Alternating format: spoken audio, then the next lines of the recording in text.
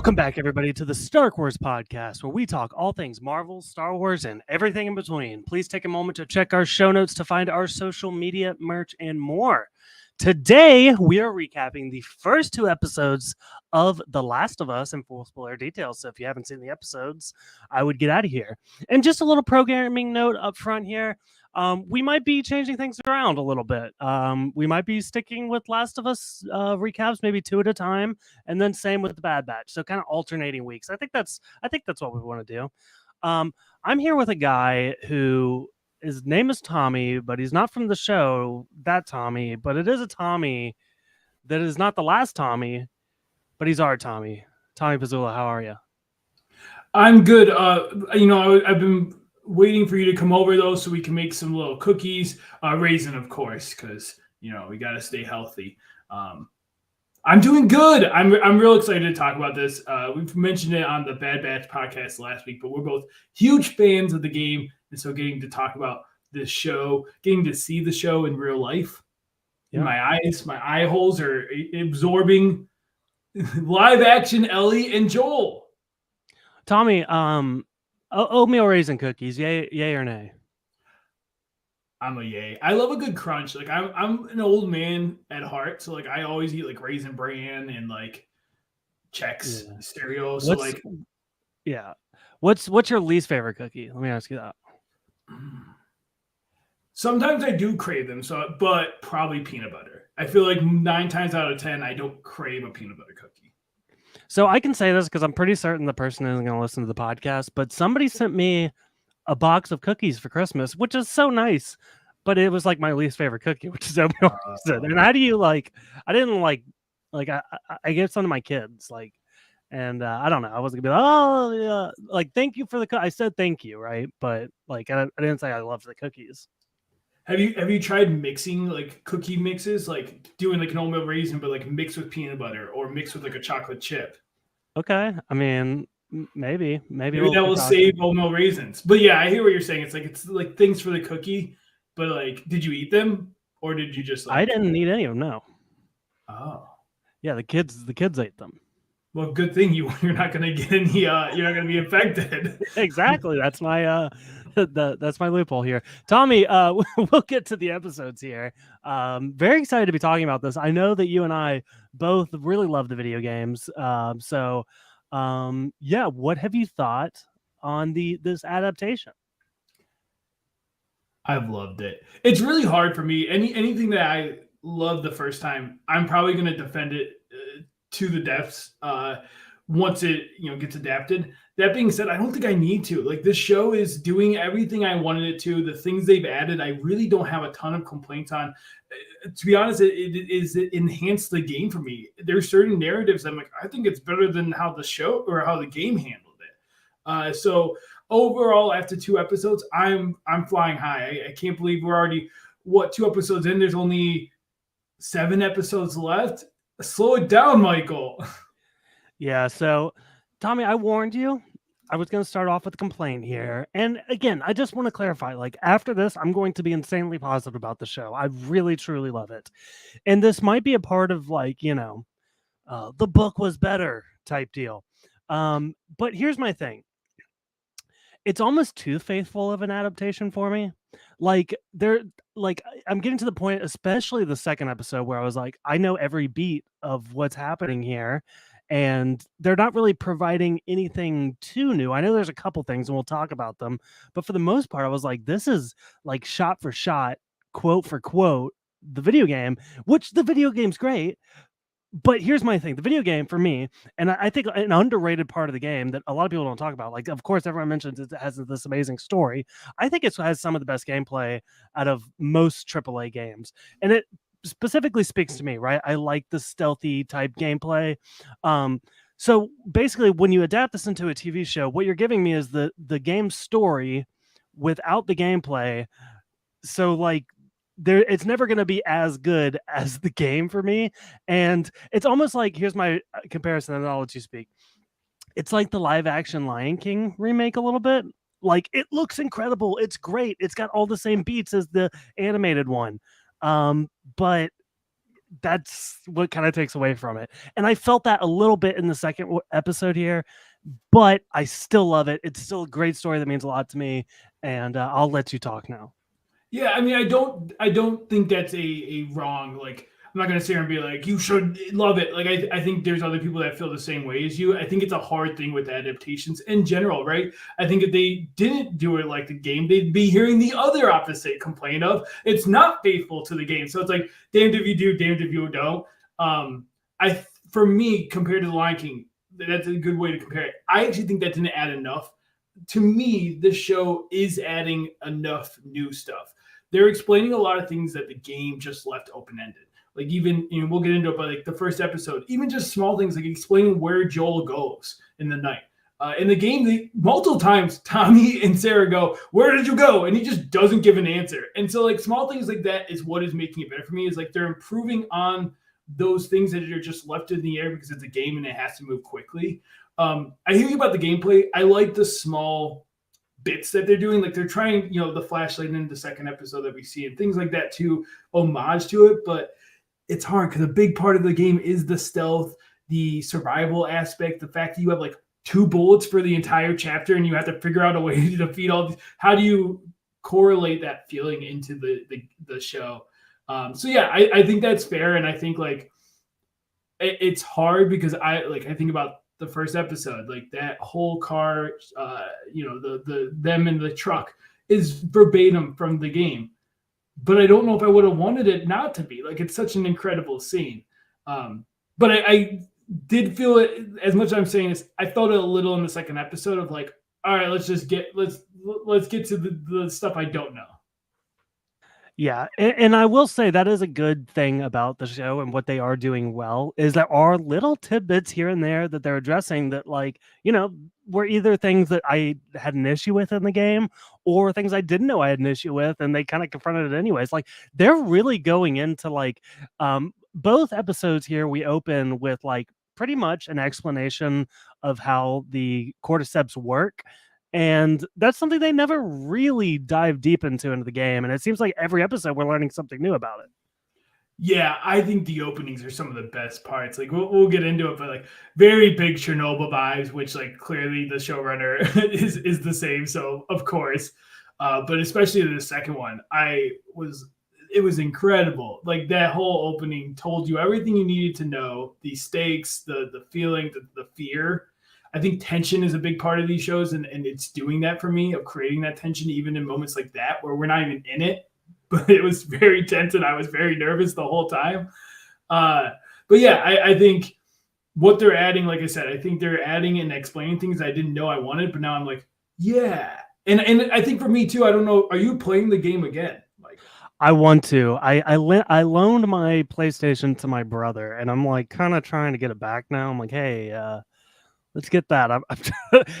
Honestly, we'll save game spoilers. We'll probably talk about some stuff at the end, but we'll warn you. We won't go into the second game. I really want to play the second game, actually. yeah, I kind of agree with you on that because I feel like the second I kind of rush to and I want to enjoy it. But I've been playing personally each episode. I'll play up to the episode. And it's been really interesting to compare it, to see the differences. And like I said, there's a couple parts with, as much as it's the same, I like the emotion that the live action gives me sometimes a little bit more. And some of these scenes, I think the end of second episode is a big one that, like, I really like how the show handled it better than the game. Yeah, and it's hard to like how it's 10 years old, right? Almost, the game. So it's like it's hard for me to like, and I really want to. I want to be back in that spot where I don't know what's going to happen. And maybe that's why, like, some of my, like, at this point, for me, the best thing about the show is being able to re-experience these things for the first time through other people, right? Like, I'm forcing my friends to watch it that never played the game, and my mom is watching it, right? Like that's where a lot of the enjoyment is coming from. And it's like, oh, I just so wish I could wipe my brain and experience this all for the first time. And with that said, like, don't get me wrong, like, the emotional beats in both episodes, like I'm completely bowled over. Like, it's still hitting. So I don't want to give the wrong impression here. Yeah, I feel like it's not that you have a problem with the TV show. It's more of like you've already seen it, so it's hard for you to fully get there, And I think, again, like that, it's hard because it's like you want to play the game because Rebecca's the same way. So my girlfriend's watching. She's not big into horror, but she's trying it. And she said to me multiple times, she's like, it's unfair. You know how it ends. Just tell me. And I'm like, no, you have I'm like, no, you're in the best position. You know nothing. This is gold. Stay there. But she's like, I just want to know. Sydney's like that too. She's not watching this, but what is this? Everybody wants to know the spoilers. Yeah, no, I'm with you with the fresh brain. Like, it would be cool to have clean slate, not know where this is going at all. They need to severance us. So whenever we sit down to watch the show, we don't have memory of what happened outside watching the show. Yeah. Because I think that's my biggest complaint is that the show isn't doing a great job of hiding their secrets with marketing. Why did we clearly put Joel and Ellie on the posters and stuff? Like, I get it, but it completely negates like any feeling of suspense of like, we'll get it. I don't want to get to it, but you know what I'm trying to hint to. Like, it's like they really didn't try to hint that this wasn't a Joel and Ellie story, and everyone else is just expendable.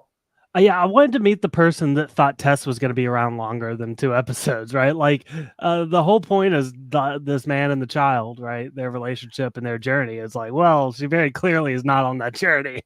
Meet Rebecca. She was like in the middle of episode 2. She goes, I swear, if anything happens to Tess, she's my favorite character. And I'm like, ooh.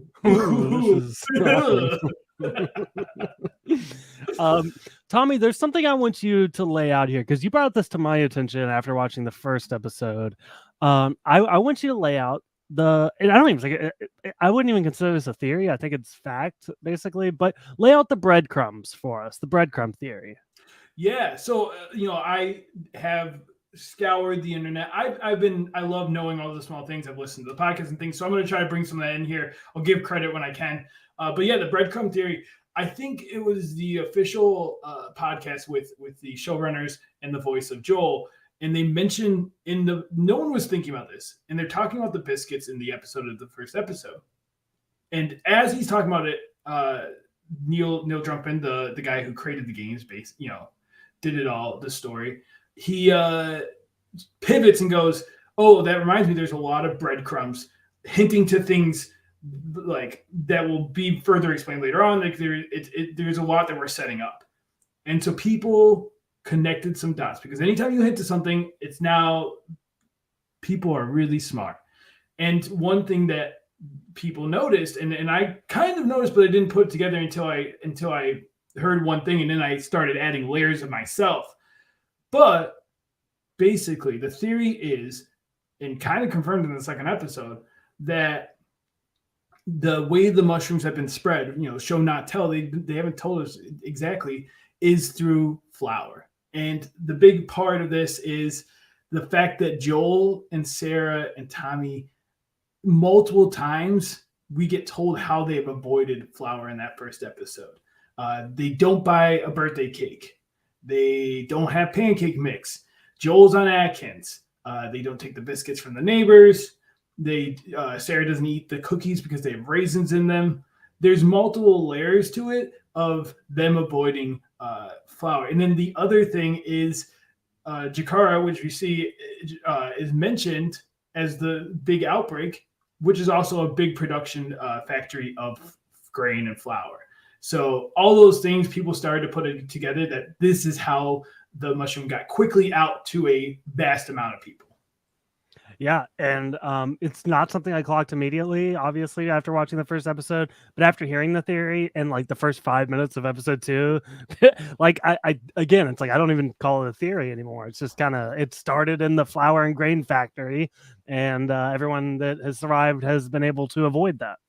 Yeah, and I love that they're not like, sometimes shows are really heavy-handed with like saying it. We don't need to. They are showing it in the background this entire time. And I love it. It shows how intelligent of a show this is. And the fact that they can do that. I kind of wish he wouldn't have said it on the podcast, to be honest. I wish he would have just let people try to figure it out. But that's marketing. You want a fun theory that people start speculating on. But they would have figured it out. Like these, especially HBO shows, they're always ruined by. I remember like Westworld was like every beat of Westworld was like ruined because people were like completely like mulling over every single detail and figuring out how things are going to go. So this stuff doesn't get by, especially the HBO audience. They're on it. Yeah. Two other like big picture things I guess I want to ask you about, because I haven't heard your opinion on this. Do you miss the spores? No. I get why it's not a thing. Like it doesn't really add anything, right? And in fact, I think it would take away from some scenes where you would have Joel walking around in a gas mask, and it's we already have one show that has Pedro Pascal in a mask. Let's not add to it. Yeah, the Mandalorian comparisons are already here. We don't want to just pile on. So there's nothing about that I miss. Yeah, I don't think it's worth the squeeze. I think it's interesting to have a different variety than the bites. We're kind of getting it with the tendrils, which some people are hit and miss about the tendrils. We'll get into it. And I also, Neil talked about it as like, scientifically, it actually doesn't make a lot of sense. The airborne is fine, but the fact that it just stays in a contained room, and the minute you take off the mask, you're fine. It'd still be on your clothes. Like, you would be infected the minute you walked out of the room. So I think it's good to get that out so you don't have to worry about that kind of stuff. Yeah, it's one of those things that they're kind of fixing with, bringing this adaptation. So I appreciate that. Yeah, just get rid of that. And then the addendum to that is the addition of this network that we learn about in episode 2. This hive mind kind of mushroom thing. See, I don't mind that. My thing is, like, I worry that it might become inconsistent, or like I don't truly understand, like, when it works, when it doesn't work. How come when they walked over at this time it wasn't a problem, and this time it was? It gets a little muddied there, and I feel like it's the kind of thing that they'll kind of use when it's convenient. And I hope that I don't think they necessarily have done it yet, but it just seems like such an unavoidable thing that, like, it always has to be addressed.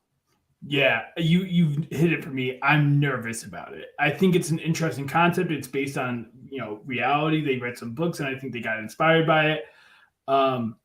It can be very heavy-handed. A tool like this, it will be very easy for there to be mass zombies all the time because of this, and only when it's convenient for the show for them to trigger this alarm, essentially.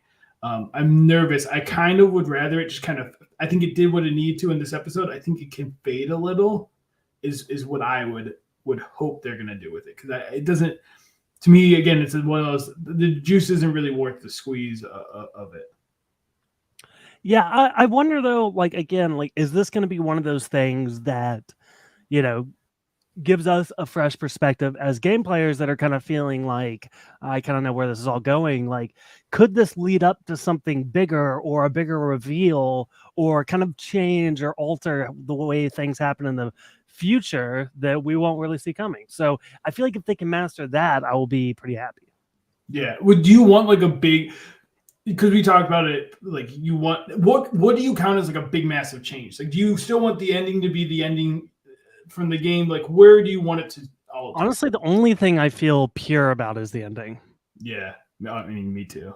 Yeah, I mean, there's other stuff that, again, like, there's great stuff in there, but again, is somebody that, like, kind of wants a little bit of a refreshment from this show, I wouldn't mind if they changed some of the story beats. Yeah, no, and I hear you. I think some of the minor storylines that are being very ambiguous. Audience, if you know, you know. If you don't, you don't. There's some minor pivots that their journey takes that I think you can twist those, make those different. That may give it a fresh sense while still keeping some of the core moments. And I think that's maybe the problem with the first two. They're two big core moments to the game that I don't know if you could change it, because they're such pivotal moments to get us on the journey that we're going on. Yeah, this actually reminds me of watching The Walking Dead, and this is a complaint I never had about The Walking Dead, because having read all the comics, they changed so much, and oftentimes what they would do, where they maybe a character would die out of sequence, but it doesn't necessarily okay. I'm trying to think of examples. Walking Dead spoilers, because I want yeah. Okay. What's his name? Tyrese. When he died, he died earlier than he was supposed to, but it didn't affect Rick Grimes' story and the beats that were going to happen with him coming up. So, again, maybe you kind of just change things out of sequence a little bit. Maybe a character dies sooner or later, or Yeah, that show did a ton of that. I mean, Andrea was different. Who's the woman, short gray Carol, hair? yeah. Yeah, I mean, she dies in like the first like a couple Yeah. comics, and yet they keep her. So yeah, I agree with that. I think my only thing with Walking Dead that I don't want is like, don't try to trick us. Walking Dead, especially with a big pivotal bat moment, they really try to trick us away from what happened in the comic just to go to it. Don't try to make us feel like fools just to pull the rug from behind us. That's, I guess, the only thing I worry about that. Like, if you're going to do it, change it, but don't try to be like, we're changing it, look, and then not change it. That was my only problem with that moment. So you don't want the ending to be left on a cliffhanger before another season where like, we know exactly what's going to happen, but we have to wait. Well, yeah, and give a fake death to said character just to then kill him later on, just so people get off the scent of that character dying. We're not that dumb. We saw what they were doing. Yeah. So, but this is not a Walking Dead podcast. This is not. That's another one. Tommy, I want to ask you about, because there's been like, it's probably been maybe one of the more controversial things, and I don't necessarily think it should be. But what have you thought about the casting here for Joel and Ellie? Yeah, I think people are so critical, and it gets every time we hear this. Robert Downey Jr. gets cast, terrible cast. All these people get. Wait till you watch the thing before you start. These are human beings. The way they're treated, that people treated Bella Ramsey leading up to the show. She is a child. But she is a young adult. And people were massacring her because she got cast for a role, and she is doing phenomenal. I think she is amazing in the role. I think she portrays Ellie exactly how I wanted to. She was personally picked by the voice actor of Ellie, who said, that is Ellie. And so, like, yeah, she is.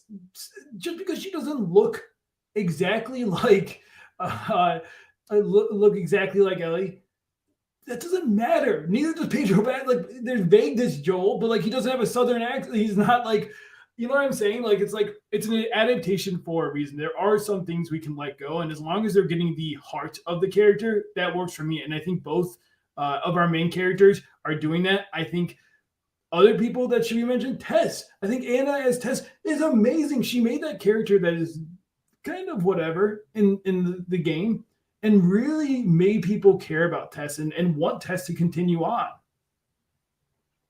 Yeah, very rarely do I like draw a line in the sand between us and the listeners of this podcast. But if you're a Bella Ramsey hater, honestly, get bent. Like, yeah, she's incredible, and get bit. Yeah, yeah. God damn it, Tommy. You were saving. You're like, this is perfect. Now that I have this, I'm gonna hear that way too often, Michael. Tommy, there was like 8 clips I could have pulled. I just pulled the one, but most of them are accompanied with curse words. Yeah, that's fair. It's like, shit, Tommy. God damn it, Tommy. But that's a good, like, Tommy also is just like how even though he's a different style, he still gives me that Tommy, like, swarming, you know what I'm saying? And Sarah, I could go through each actor. There's not one of them that has missed for me so far. Sarah was great. Again, like an example, like, just actually increased the character for me. Tandy Newton's daughter, incredible. Yeah, I want a whole show. She needs to have a career, because, like, I wanted Sarah. Like, I was like, man, she's a really fun character, and they really built her out and then tore our heartstrings. Yeah. So, Tommy, what else? What else do we need to touch on? Well, we talked about the opening in the second episode. I think the first opening, like, we can spend a little bit more time on the openings. I think how they opened the series in whole was genius. I think having that be that talk show, that kind of like wake up you sheeple kind of thing, it felt very real. I think there's a lot of things that they're talking about that we in the real life should be waking up to, and that is just waiting around the corner, and probably should consider, like, maybe global warming and climate change, and maybe we should think about that a little bit more. Yeah. That was another thing Neil Druckmann laid out, that, like, or was it, I don't know, it was the showrunner, but somebody in that podcast would mention that, like, that's how things happen. Like, these things are in front of us. They're like actual things that people choose to ignore. It's not like this stuff just randomly happens. It's science, and it comes back around to us. So yeah, and I think they're nailing that. I think the themes they're talking about too. Like, I guess I would have liked, it's one thing he talked about that I didn't get from I got a little bit from the game, but once he said it, I connected it more to the game. And basically, we're just becoming a recap of their podcast. But they said a lot of really informative stuff. Was the idea that love is great, but love can be very dangerous too, and the negative side of love. And once he said that, I really see where that is in the game. Like, I see the moments, and I think they're doing that really well in the show as well. yeah, they kind of like are embracing a little bit of like the toxicity of their relationship a little bit. Like, the ending of the first episode where Joel beats that guy's face in, and the look that Ellie has, and it's like, I don't know that this young child should look so pleased by this man being murdered right now. But I think, not to spoil things, but I think that will inform a lot of her character going forward. Yeah, no, I think it, like, to what you said about playing as another game, I think knowing that I think it definitely like gives me a different lens on that as well. What is future down her storyline. I think like the idea that I feel like love in media is always portrayed as a beautiful thing, which it is. Like, love can be a very beautiful thing, but sometimes you do. Another HBO show said, "What we do for love." Sometimes we do some really bad things for love. Yeah, and I don't think that's going to slow down. So, what did you? I want to talk on this because this was definitely one of the highlights of the 2 episodes for me. Was their first encounter with the clickers. I thought that everything done here was really well executed. The look of the clickers themselves, the tension of the scene, how each of the characters handled things in it. What did you have any notes on this part? Love the clicker. Yeah, I mean, I think it's literally the same voice actor from the game, which, like, do that more. We didn't mention it, but Marlene is the same voice actor. It's the live action actress is the same. Do that more often. They're actors too, and so I love that they brought the clicker back. The look, the walk, and that's where, like, when you talk about the gameplay, I actually think they really tried as best they can to correlate that when we're focusing on Joel's face. And then we slowly pan, the clicker is just right there. Like, that is the game. It's a lot of you just slowly maneuvering around clickers, trying to not step on any glass to awaken them. Like, it is a lot of, you are up close and personal with these zombies. And I think that's what's great about the game and the show that's different from a lot of zombie properties is the fact that oftentimes it is just like a one-on-one encounter with another clicker, and that is dangerous in and of itself, right? Like, it's not like hordes and hordes of zombies like World War Z or The Walking Dead, or it's like it's just you and the thing that's trying to rip your face off in one room, and it's terrifying. And man, that might be the only thing that kind of bothers me about the alarm system is, like, in a weird way, something I liked about the game is, like, they're just aimlessly walking around. They're just randomly around. There's no hive mind. They are just there existing. And so I think I'll come around to it, but right now there's a part of me that is holding too close to that version in my head of, like, no, they're supposed to just be there. Yeah, I get that. Okay, what else? Let's see. I'm running thin here on. Do you have any other favorite scenes? I think there's, like, just some. I think really quickly they do a lot of Easter eggs. Not heavily, but there's definitely, like, some nods and stuff. Even, like, I mean, the whole opening, the bedroom, the sets have been phenomenal. I think the art design in this show is incredible. A lot of attention to detail. Sarah's shirt, which is from the I keep saying comic because we're so used to adapting comics, from the game is the same, but I heard I saw the tour dates are locations that Ellie and Joel go to throughout the game. Oh, so nice little thing there. We get the movie that Ellie mentions in this is a little. If you want to skip this part, maybe skip 2 minutes. It's not, but in part 2 in the second game, she mentions a movie that is Joel's favorite movie, which is the movie that Sarah picks out and they're watching that night. Very cool. I love that. It's the one with the deleted scenes, he says. Yes, exactly. So it's like things like that, like I said, like that. I like the little nod to, we may not get the bloaters, but I like that, like Ellie says that as like a rumor that's out floating there. Like, if you can't do things, I like that they're giving a lot of nods to the gamers. Yeah, for sure. Tommy, do we want to go into like a spoiler section? Yeah, I think like in the spoiler section, sorry for those that don't want to be spoiled, I think we'll probably dive even deeper into some of this stuff because it's hard to dance around some of this when we know where it's going. Yeah. Well, actually, I want to talk about like, let's do like, we'll do game 1 spoiler section, but then I do have a couple comments about game 2 and beyond. So, so spoilers for the video game starting now.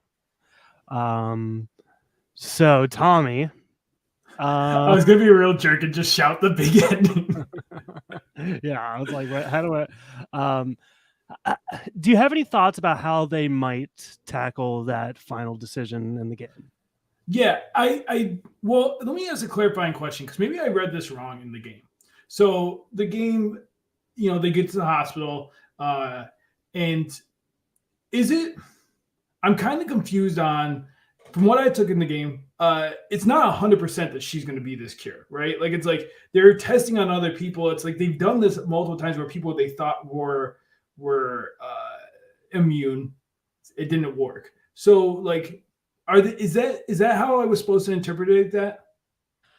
It's funny because I kind of walked away with an opposite interpretation. And I think the thing is, the really dark and scary thing about his decision to save Ellie from the medical treatment is that we're not really sure. But I kind of walked away thinking like, wow, Joel just fucked all of humanity, right? To save Ellie. And to me, it's like, yeah, that's interesting. To me, if it's more like not 100% guarantee, I think it makes it a little more like, yeah, I can see why Joel did it. I think if it's like, no, it's either a cure or not, it definitely makes Joel look a lot worse. So I'm interested to see how the show handles that. I think they've been hinting, we see a little bit in here of Joel being like, I've heard it a million times. You can be, there's been people that, even though it says an hour, sometimes people are infected for 2 months. So I think they're setting up the more ambiguous, but I don't know how to take that. So I think they really need to make Joel and Ellie bond a little bit. And we're going to get it, but I think we need a lot more time with them. But I think they're going to handle it very similar to the game. I'd be surprised since we've already seen how they've handled these other big scenes. I don't see them trying any new twist here. Yeah, so I remember like one of the final moments of the video game was Ellie basically asking Joel, how did things go down? Because she was unconscious, right, when he broke her out. So she didn't really understand how things happened. And again, I think that Joel kind of manipulates the situation, doesn't give her the full truth. So I think that's something they can play around with a little bit. I think number one, being a little more definitive on what the results of said surgery would be. And then 2, like, how does Joel explain it to Ellie? I think those are 2 things they can kind of play with, and I would be interested to see how they do it. And I'd be open if they kind of tweaked it.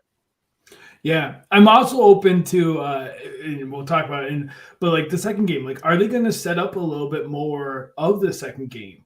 So I'm intrigued to see in the show in general, how much are we going to see set up? I think they're foreshadowing from things I'm picking up. I think there's a lot of foreshadow to the end.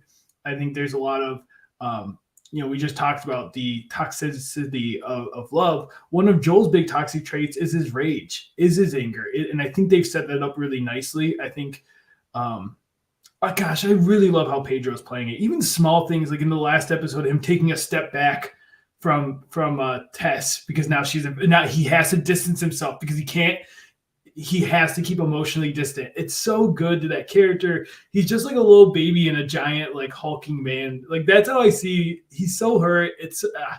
I'm just in love with it, you know? Yeah, no, he's doing an incredible job. Tommy, I said we would do spoilers for the second game. I'm actually not sure if I think I have more so a question about, so I guess slight spoiler for the second game. But there is a big time jump between the first and the second game. And from what it would appear is it seems like, and I think they've even said season 1 will be game 1, season 2 will be game 2. I like to imagine there's going to be a season 3 with game 3. But do you think there's going to be like a big time off in between the 2 seasons? Because I feel like that's kind of essential to the story. Yeah. So, and we're jumping all over, so I hope this makes sense to the audience. It's just a lot to cover. I think, I've kind of heard the first game is the first season. I think you have time in between. It's a good jump between the games. I think you could create some original content there. Now, that's dangerous because it is the first time you'd be creating like a full season on the original content. They could go right into the game too, but I don't know. It makes me raise some flags if they go into game 2. Here's my I think there's gonna be like 3 years between the 2 seasons. I think there's gonna be a long wait, and I think the reason being is because we're gonna get a third game, and I'm waiting for that announcement any day now. Do you see that as a possibility? Yes, I do think we're gonna get 3 seasons totally. I just wonder if they're gonna go second. I think we could get a 4th or 5th season, I guess is what I'm trying to say. I definitely think the third game is gonna become a season. I just could see them build it up, because I don't think the game's close to being ready. From what I think I just read something the other day, he's like, the game is written. It's planned. It's already done. It is not in development. I think I read confirmation that it is not in development, but he could pull a Game of Thrones and they could do the 3rd season. I don't know if I would like that, knowing how the game ends before I play the game, but I do think if they need to, if the timing is right, I think they have it. They can do it, Yeah. Yeah, and at least Neil Druckmann is like completely on board as an executive producer and like very much dictating. Like nothing in the show happened without Neil Druckmann's approval. And I think if they did a situation where they did the season before the game, at the very least, it will be in the hands of somebody that understands where it's going and has a lot more creative control. Yeah, if you're making an adaptation and you're not, they're giving him a lot with being a showrunner and like directing, even like this was his first directing episode, and I thought he did a great job with it. I think, also side tangent, but man, I love Piano Frog. I just need to say that. Loved Piano Frog. Yeah, that was a cute little shot. Yeah. But back to the main thing. If you are doing an adaptation, and you don't have the person that is creating it, at least on consulting, you should not be adapting it. Like they know it. Obviously, they're personally attached, so you need to pull their babies away sometimes. But yeah, I don't know. Yeah. Well, okay, Tommy. That's all I have. Do you have anything else? I guess the other thing, did we talk about this? Of the first episode was originally 2 episodes. Oh. Is that why it's 9 now? Yes. So it was originally 2 episodes. They were going to end it with Joel throwing the kid into the fire. Interesting. And it's actually what like they talk about it as like the network actually saved it. So Craig and Neil talked about it as like they're too close to it. So like in their heads, they're like, we already know Ellie. We don't need to see, like it's fine. And the network came in and was like, okay, 2 things. First off, ending on a double kid death is pretty dark. I don't know if people are going to come back next week if you do that. And they're like, we want this show to succeed. Also, we haven't even met Ellie.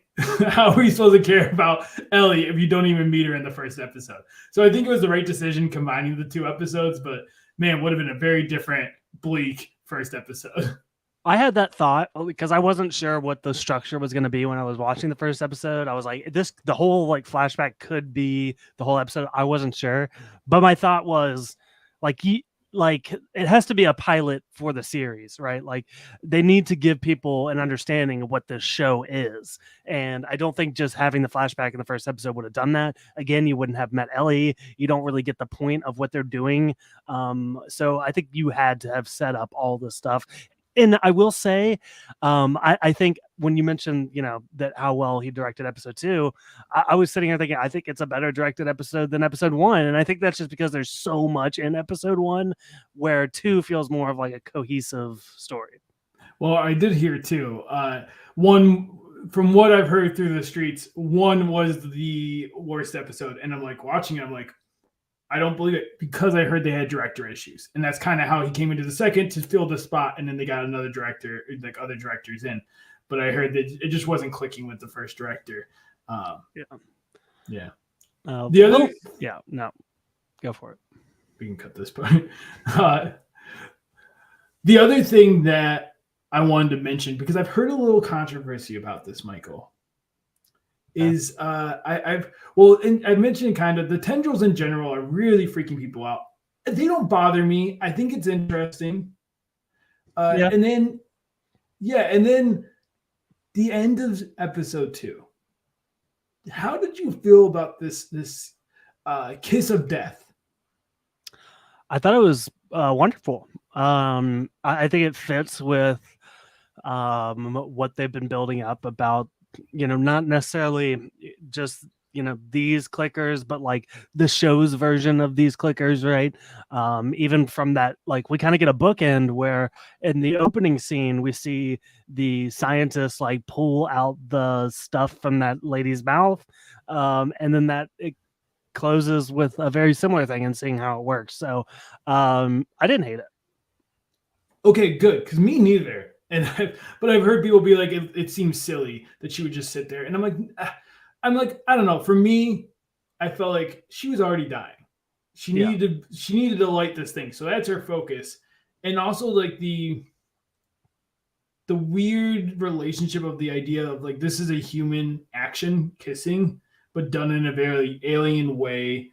And again, like the almost on the nose of this kiss of death, worked really well for me. I love this. I love the blurring, and like we don't see the zombie until Tess fully sees the zombie. I thought was genius. I just want to bring that up because I've heard like a lot of people are not happy with where like that was the worst part of the episode, and I'm like, it really worked for me. I mean, to be fair, she could have turned her head a little bit, Yeah. Well, I heard something too of like they also wanted to show that like the infected don't necessarily need to be violent. They're not programmed to murder all of the humans. They're programmed to infect them. So if the humans are going to comply, they're not going to be aggressive. And so I kind of like seeing that, like almost like a beauty in it in a way. Yeah, they're doing what's necessary to spread the fungus, right? They're not, that's their only objective. So yeah, they're like a very aggressive religion trying to spread the good word of the fungi. All right, Tommy. I think we'll be talking about this show again at some point. So there are moments in this podcast where I was like, I feel like we have to fill everything, but there's so much more that we will discuss. So yeah, and we definitely missed. We definitely missed a bunch, but it's a lot. And listen, go tell us on our Discord what you want to talk about. We can discuss in there anything that we did not discuss on the podcast itself. Yeah, the Discord's popping now, guys. So I finally got people talking. I was like, it's got to happen. So, if you have thoughts, come to the Discord, talk to us, talk to the other people, talk to the guests that have been on the show. So, yeah, everyone would love to do that. So, Tommy, do you have any recommendations? I have a recommendation. I'm basically just watching The Last of Us and Vox Machina. So, watch those. Recommend the game, maybe. Yeah. Like play the game. I really love, even for a game from 2013. Like I'm playing the remastered version. I'm not even playing the newest version, and I have no problem with it. It's still, the graphics are like slightly a problem, but not really. It still holds up so well. Yeah. I think I replayed the first one before the second one came out. That was the last time I played it. And I had the same takeaway. I was like, this is completely fine. The second one, I think, takes a big leap in some stuff. But that has a lot more to say about the second game than it does about the first game. So yeah, if you can play the new reboot version of the part one, I mean, do it. But if you don't have a PS5 and you just want to play, remastered is fine. It was totally playable. Yeah. So I have a video game based on a comic book, one that we mentioned earlier. I recently replayed the Telltale Walking Dead games.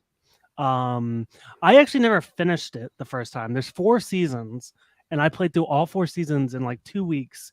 And it's one of the greatest narrative video game experiences ever. I really enjoy it.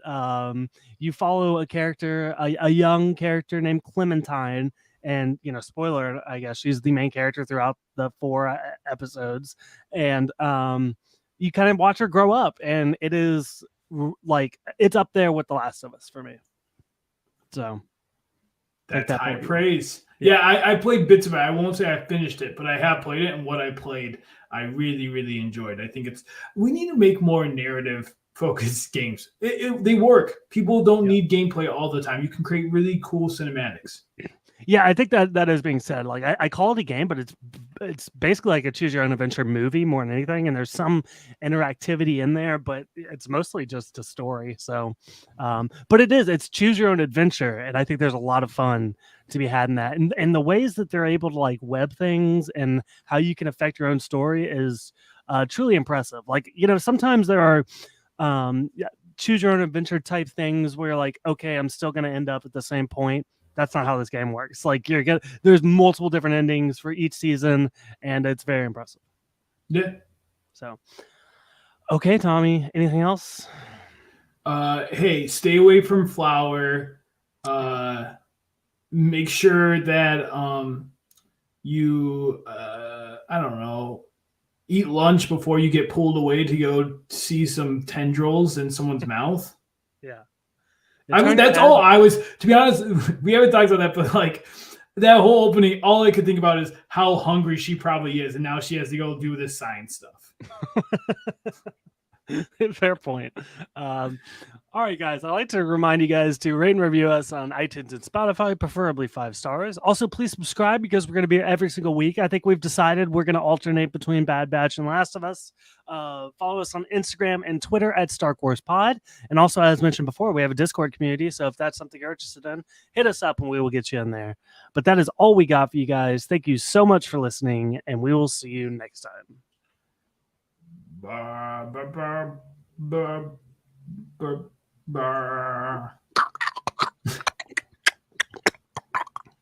that what that's pretty good. No, that was pretty good. Yeah, let me try. Clock, clock, clock, clock, clock, clock. You didn't try. Don't lie.